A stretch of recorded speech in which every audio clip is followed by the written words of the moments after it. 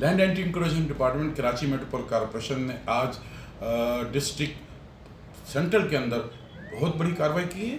2 मकामात पे हमारी कार्रवाई जारी है, जिसमें सबसे बड़ी कार्रवाई हमारी गुलबर्ग डिवीज़न में हुई है। गुलबर्ग डिवीज़न में फेडरल बे एरिया के अंदर और मूसा कॉलोनी में हमारी कार्रवाई हुई है। इस कार्रवाई के अंदर जितने भी दुकानों के सामने और होटलों के सामने पक्की तजावज़ात बनी थी, यानी कि दीवारें थी, चबूतरे थे, फुटपाथ पे जो बनाए थे, सनशेड थे, उन सबको मसमार किया जा रहा है। और इसी जगह पे मूसा कॉलोनी पे एक इमारत को जो गैर कानूनी तौर पे तामीर होती है, इसको सील किया जा रहा है। दूसरी हमारी बड़ी कार्रवाई ज़िला सेंट्रल के अंदर ही जो हुई है वो नाज़ाबाद गोल मार्केट के तरफ में हुई है।